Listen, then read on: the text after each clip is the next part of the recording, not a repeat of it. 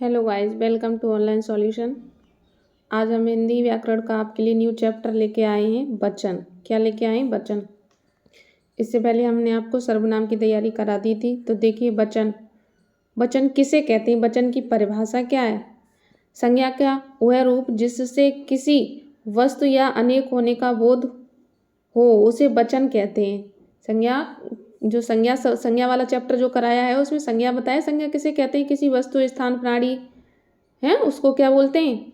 संज्ञा बोलते हैं। तो वैसे ही इन चीज़ों का बोध कराने के लिए, ये एक है, दो हैं, चार हैं या बहुत सारी हैं, इन चीज़ों का ज्ञान कराने के लिए हम वचन का प्रयोग करते हैं। तो वचन के प्रकार, वचन के कितने प्रकार होते हैं?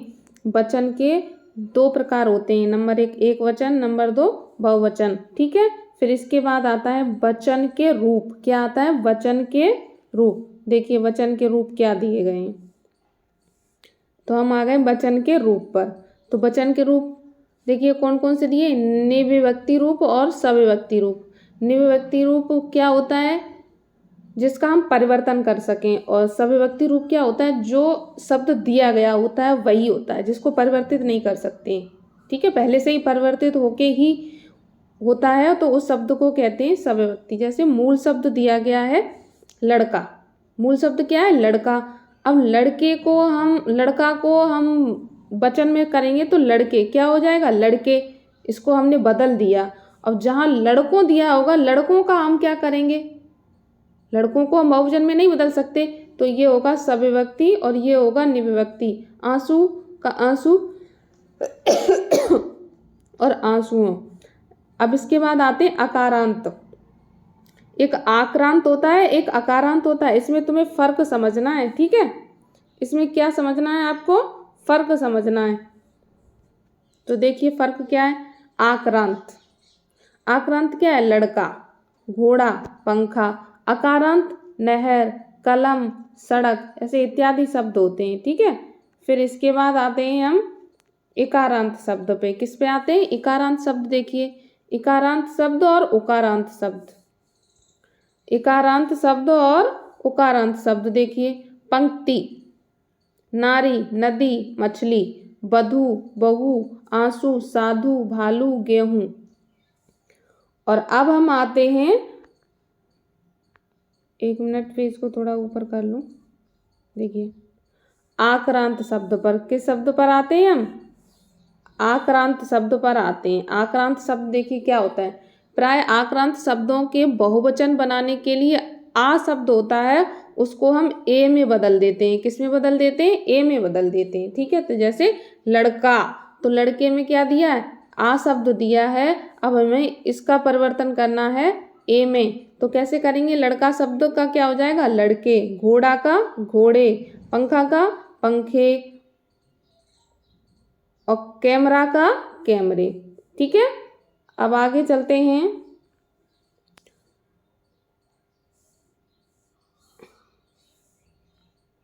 अकारांत शब्द पर। किस शब्द पर चलते हैं? अकारांत शब्द। तो अकारांत शब्द बहुवचन बनाने के लिए क्या करना पड़ता है? अ शब्द को ए में बदलना पड़ता है। अ शब्द को ए में बदलना पड़ता है। जैसे नहर का नहरें, कलम का कलमें, सड़क का सड़कें। इकारांत शब्द देखिए। इकारांत शब्द छोटी ई और बड़ी ई जो शब्द दिए होते हैं, इनका क्या परिवर्तन करते हैं? इसका या में परिवर्तन कर देते हैं। किसमें? या में। देखिए पंक्ति का पंक्तियां, नारी का नारियां, डिबिया का डिबियां। ठीक है। नेक्स्ट आते हैं हम उकारांत शब्द पर। किस पर आते हैं? उकारांत शब्द। देखिए उकारांत शब्द क्या दिया है? बधू का बधुएं, बहू का बहुएं। नेक्स्ट चलते हैं अब हम कुछ शब्दों का बहुवचन। कुछ शब्दों का बहुवचन हम किस किस में करते हैं? जैसे एक मिनट, हम, गण और जन, लोग, वृंद, वर्ग आदि शब्द लगाकर करते हैं। जैसे कोई शब्द है, हम पीछे इन शब्दों का, एक मिनट,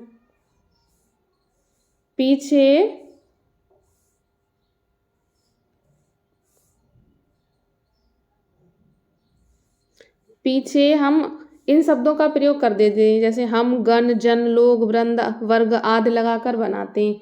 तो ये क्या कहलाते हैं? हमारे जैसे बहुवचन बन जाता है। जैसे गण शब्द लगाकर हम कुछ शब्द बनाएंगे, तो देखिए जैसे शिक्षक का शिक्षकगण, भक्त का भक्तगण, बालक का बालकगण, व्यापारी का व्यापारीगण, विद्यार्थी का विद्यार्थीगण, जन भक्त का जन शब्द लगाकर कुछ ये दिया है ना जन शब्द, तो जन का क्या करेंगे, भक्त में हमने जन लगा दिया तो भक्त जन, स्त्री में स्त्री जन।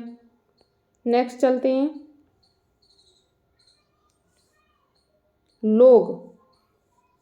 कहाँ चलते हैं, लोग पर। तो ये लोग दिया है शब्द, देखिए लोग, लोग क्या है, जैसे यहाँ दिया है गरीब, गरीब के बाद क्या है, गरीब लोग, नेता नेता लोग, ठाकुर ठाकुर लोग, मजदूर मजदूर लोग, और कुछ शब्द बनते हैं वृंद, मुनि मतलब मुनि वृंद, यहाँ ना लगेगा ऊपर, वृंद, ठीक है। शिशु शिशु वृंद, नारी नारी वृंद। कुछ संज्ञा शब्द हमेशा ऐसे ही रहते हैं जैसे कुछ, ये बहुत इंपॉर्टेंट है, इस पे ध्यान देना बहुत जरूरी है। देखो कुछ संज्ञा शब्द,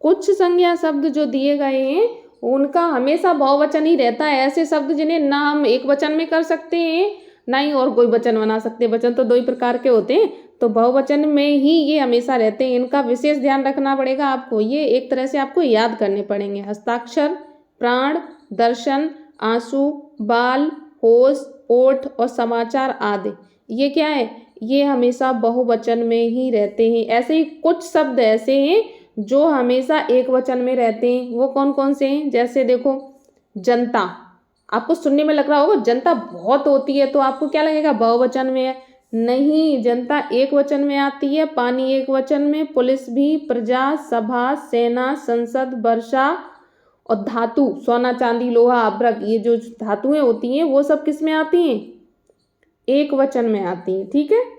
नेक्स्ट देखिए,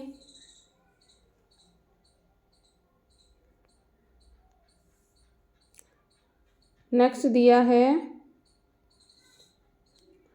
हर, ये हर शब्द दिया है, फिर हर एक, प्रत्येक, हर कोई के बाद संज्ञा का केवल एक वचन में प्रयोग होता है। कैसे, देखिए हर आदमी बुरा नहीं होता, ये किसके लिए, आदमी बुरा नहीं होता, तो इसमें प्रश्न खुद कहता है कि मैं यहाँ हूँ, तो देखिए कहाँ है, इसमें कौन सा है, एक वचन। प्रत्येक वस्तु अच्छी नहीं होती, हर कोई इंसान भगवान का रूप नहीं होता, ये जो प्रत्येक और हर कोई लगा है, ये देखो यहाँ पे बताए गए हैं, ये सिर्फ एक वचन में ही प्रयोग किए जाते हैं। नेक्स्ट देखिए, आदरणीय लोगों के लिए एक वचन होता है, ठीक है, आदरणीय लोगों के लिए एक वचन होते हुए भी, पहले वैसे तो आदरणीय शब्द किसी के लिए लगाओ, पिताजी के लिए, पिताजी आ रहे हैं, माताजी जा रही हैं, तो यहाँ क्या होगा, एक वचन होता है, लेकिन ये जो वचनों का रूप बांटे गए हैं तो वहाँ पे इसका प्रयोग बहुवचन के लिए माना जाता है। किसके लिए माना जाता है, बहुवचन के लिए। जैसे पिताजी आ रहे हैं, तो यहाँ क्या होगा, बहुवचन। महात्मा गांधी जी देश के राष्ट्रपिता हैं, तो यहाँ पे भी क्या होगा, बहुवचन। वैसे तो महात्मा गांधी एक ही थे, लेकिन यहाँ आदर और सम्मान दिया गया है उन्हें, गांधी जी देश के राष्ट्रपिता हैं या राष्ट्रपिता थे, तो यहाँ क्या होगा, बहुवचन होगा। आज की क्लास यहीं ख़त्म करते हैं, छोटा सा टॉपिक था, आपको समझ आ गया होगा।